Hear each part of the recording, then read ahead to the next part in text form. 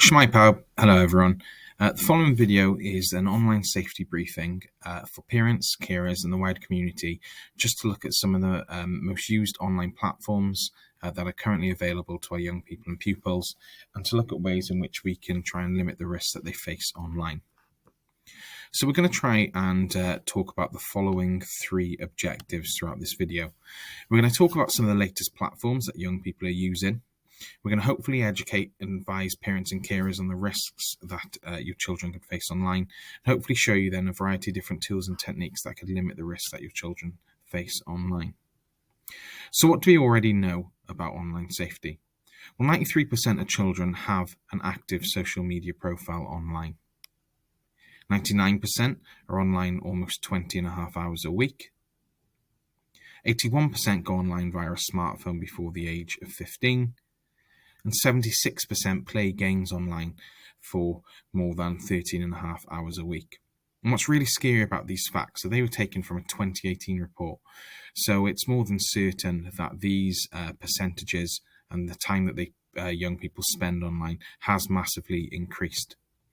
Now, what's moreover, based on latest police recorded crime data, it's estimated that an average of one online abuse offence against a child has been recorded every 16 minutes in England and Wales, from a report by the NSPCC. Report Harmful Content, a website that allows you to report any inappropriate content that has been posted online, revealed a worrying nearly 300% rise in reported incidents compared with the same time in 2019 and 20. And again, from the NSPCC, recorded crimes relating to online child abuse has increased by 3/4 in the last 4 years, from nearly 5,500 in 2016 and 17 to almost 10,000 in 2021, looking at then 39 forces who were able to provide information across England and Wales. So what platforms are these things happening on? What platforms are young people, are your children, our pupils using? Well, there's 9 different online platforms which we've just got on the screen for you. There are a huge amount more, but these are some of the tools that our young people, when we speak to them in school, talk about actively using, but also ones which we think are just really important that you're aware of. So we start with TikTok, Omegle, BeReal, YouTube, Discord, Twitch, Instagram, WhatsApp, and Snapchat. And what you might not know then are the ages, or the recommended ages that young people should actually be to access these. Now, the majority of them are 13. If you've got YouTube Kids, then that is a younger age, but generally to have an account, to have an active profile, you would need to be 13. WhatsApp then is an age of 16, and that's just to do with how the information, how data is stored. Some of these, though, we're going to look at in a little bit more detail, as you might not know a lot about them. So the first one we're going to talk about is BeReal. So BeReal is a new social media app where users get a notification on their smartphone or tablet, and within 2 minutes of that notification, they are prompted that they need to take a photo. So the photo will take a picture of whatever's in front of them and also themselves. So it will take 2 pictures from the front and back camera of their device. This is then posted on their BeReal profile, and the scary thing is anyone then that is added on their BeReal can actually see exactly when this photo was taken, because everyone in the United Kingdom will get their notification at the same time. People know when that notification would have been. If pupils are taking a notification or taking a picture after a notification, it includes their school badge, then they might then be able to find out what school they go to. So it's really about here making sure, okay, that they know that they should really only have friends and that people that they are 100% sure that they have on the app. And because BeReal, it's actually seen as a hosting company, as you can see there in sort of the bubble, it doesn't actually have people actively looking for inappropriate content, but it relies on people reporting that content. So Twitch is another one which a lot of young people are using nowadays, and it's a website where you can watch people play games, so a streaming service. Now, the problem with this is that sometimes younger people can access Twitch streams or people streaming games, but the games might be of an age which is not appropriate. For example, they might be able to look at games such as Grand Theft Auto, which contains a huge amount of different sexual and violent content that is inappropriate for their age. So it's making sure that, if they do have an account, making sure that all of the settings are there so that they're only accessing content which is relevant to their age. Omegle is probably the scariest one. It's not necessarily a new application or a new service, but it's something which is seen or seems to be used more and more. Now, Omegle, the fact that their logo says "Talk to Strangers," rings alarm bells for me straight away.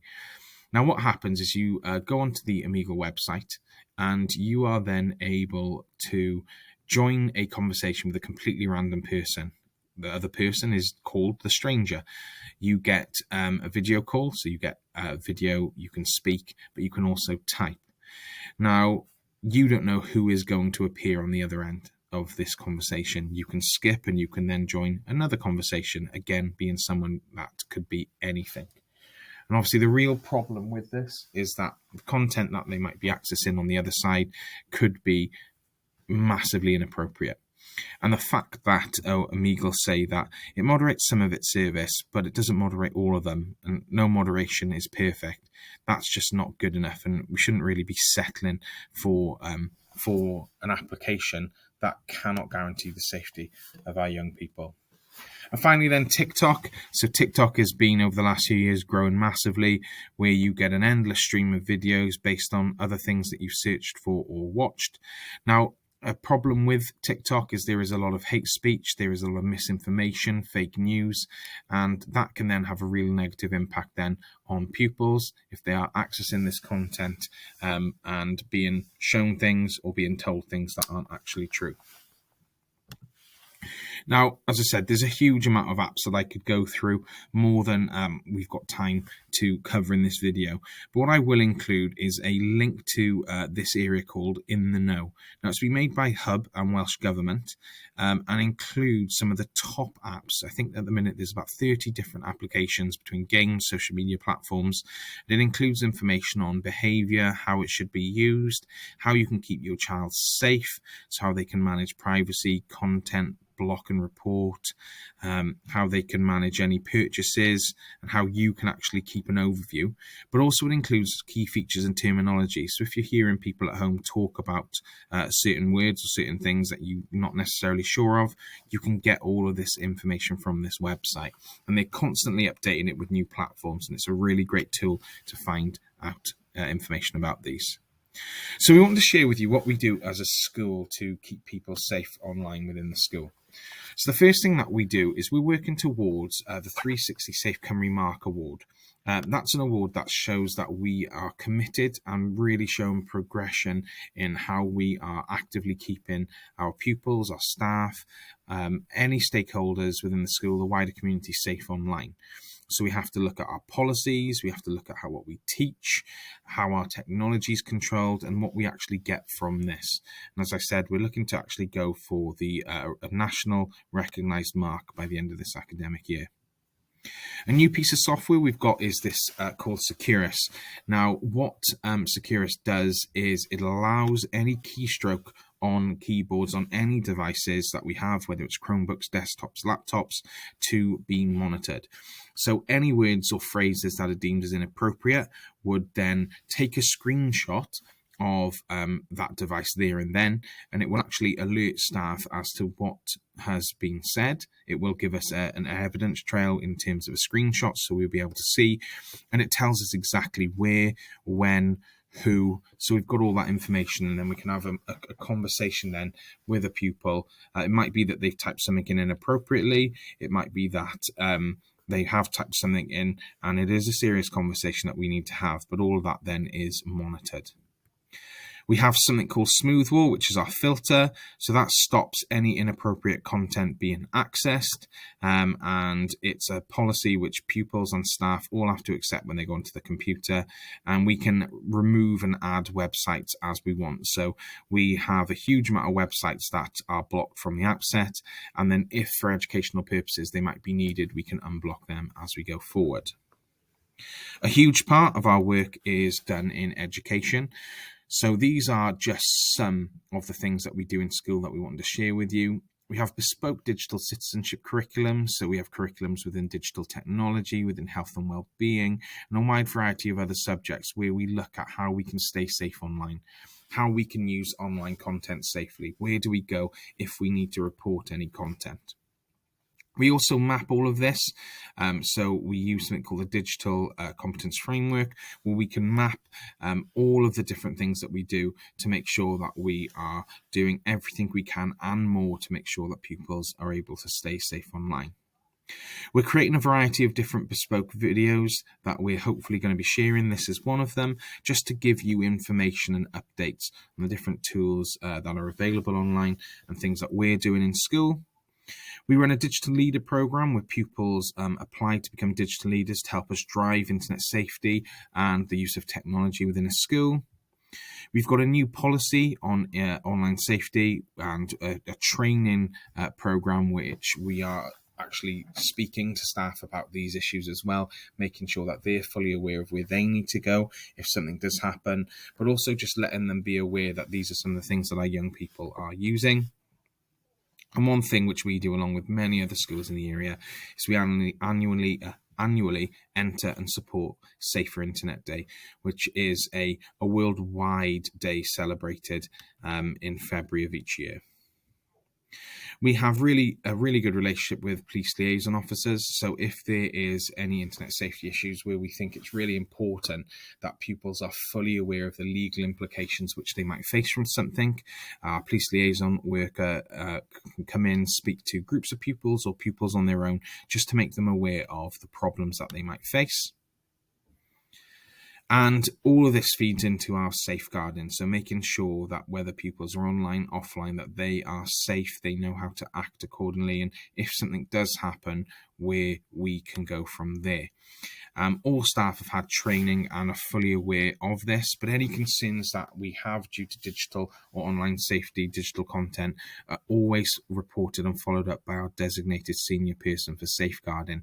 And we can then, as a member of staff, report any concerns and they will then be followed up correctly. So we've talked about what we can do. We've talked about what some of the platforms online that young people are accessing are. So what could you possibly do at home to actually help support this? So the first one is by setting parental controls. So this is setting controls on your internet through your internet service provider to lock down certain and specific websites. Now, the four biggest internet providers in the UK, BT, Sky, TalkTalk and Virgin, provide customers with free parental controls, and these can be set up through your account at any point. They can help you set up filters, stop any inappropriate age content being accessed on devices within your household. And what I will do is I will post links to these, and it's from the Safer Internet website, and each of these links then would take you to a video, really short, sharp video, which gives you everything you need then to set up parental controls within your household. You could set boundaries within your household. Now, not necessarily having punishments for using devices, but agree on where people can and can't use their devices. It might be that you have an open door policy. So if someone is playing games online, they keep their door open. You might have that there are no smartphones to be used at the table. You might have that game devices are only in sort of areas like the front room where there are people that are always going to be around or can at least hear and see and hear what's going on. But agree on these times. Don't use it as a punishment, but use it as a really good opportunity to have a structured conversation to come up with rules that everyone can follow. Now, we talked briefly about the parental control, so setting up and blocking and stopping the internet within your household, but this wouldn't necessarily work if someone has a mobile data, and it also wouldn't work if someone goes to someone else's house and accesses their internet. Now, parental controls can be accessed via the device that your children might be using. So whether it's parental controls on Apple devices, Google Family Link on Android or Google devices, and then Microsoft Family Safety on any Microsoft devices, laptops, and so on.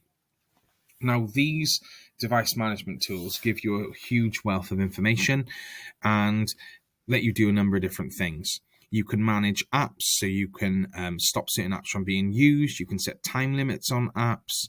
You can stop them from purchasing things within apps. You could keep an eye on their screen time, so you can see how long they're spending on certain apps. You can limit the time on certain apps. You can see where they are, so you can actually use something called geolocation, where you would be able to see exactly where that device is as long as it's connected to the internet, in case you needed to make sure that they were okay. Maybe they're on a school trip. You want to see where they are close to home, but also if you were worried you could use it. Activity summaries give you a breakdown of everything then that's being used on the device. And again, you can filter the content being accessed. So if they do then go to someone else's house, then you would be able to filter that content through the device. Now, the only problem with this is you would need to access the device in a lot of the cases to do this. However, if you've already, with Google Family Link, for example, set up a phone, you can do it just through account management on those. And just having a simple conversation, it might sound like it's a bit silly, but what I mean by having a conversation is find out what online platforms your children are using. What this will then do is that will let you know what do you need to be aware of. So what social media platforms are they using? What online games are they playing? And from this, know where to go to get information about them. So for example, I will attach handouts to send these out as well. But go into the In the Know site that I showed the short video of earlier, finding information on these apps. What are they being used for? How can you limit the risks that they face? And all of the things that I have talked about in this video will be available, and links will be available on a website that we've put together through our school website. But also, if you do want a handout, we can get a handout to you. And the final one then is where to report any harmful content. It's really important that we teach, and we teach our young people in school, where do they go if they need to report something that they've seen that is inappropriate online. So websites such as Report Harmful Content and the Internet Watch Foundation will allow you to report any websites or any media, any images that you might find that are inappropriate, and they have the power to actually take those websites off the internet. You've got CEOP, which look at any inappropriate communications that young people might be having. True Vision looks at hate crime, and Ofcom looks at video communication platforms, so things like YouTube. If there's a video there which is deemed massively inappropriate, that is where you would need to go to report that content. And this is just our first step in hopefully helping support your children in staying safe online. But what we're talking about in this video might be completely different in a month, 6 months, a year's time. And it's something that we've just really got to keep on top of to make sure that we are always keeping on top of all the latest platforms, that we can really make sure that our young people, your children, are staying safe online. There will be a link to our Digital Resilience webpage, and this will include all of the information, including another copy of this video if you want to rewatch it, on all of the things that we have spoken about today. But I just want to take this time just to say thank you. Diolch for watching. I hope you've been able to pick up a couple of tips, a couple of things that you might not have known. And, if you've got any questions, please get in contact with us, and, we can work together or continue to work together to ensure that our pupils and your children are staying safe online. Thank you.